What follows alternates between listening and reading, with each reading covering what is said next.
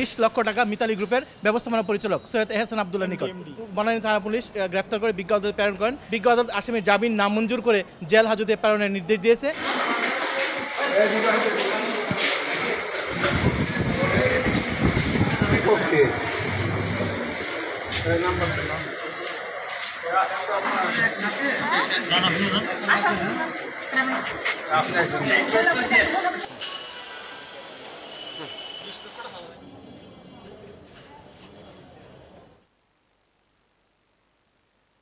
যে আজকে যে মামলাটা ছিল আপনারা সেই মামলা সম্পর্কে অবশ্যই অবগত ছিলেন। এটা বনানী থানায় একটা মামলা নাম্বার 25, তারিখ হচ্ছে আপনার 24/9/2024।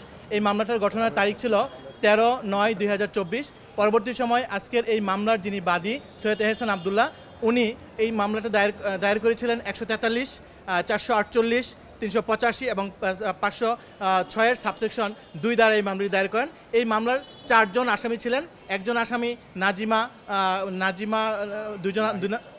নাহিদ খান, 2 নম্বর আসামি ছিলেন নাসিমা নাহিদ খান, 3 নম্বর আসামি খালেদ মাহমুদ, আর 4 নম্বর আসামি ছিলেন সুলাইমান এবং অজ্ঞাতনামা আরও 5-6 জন। পরবর্তী সময় 1 নম্বর যে আসামি নাজিমা নাহিদ খান, ওনাকে গতকালকে বনানী থানা পুলিশ গ্রেফতার করে বিজ্ঞ আদালতে প্রেরণ করেন।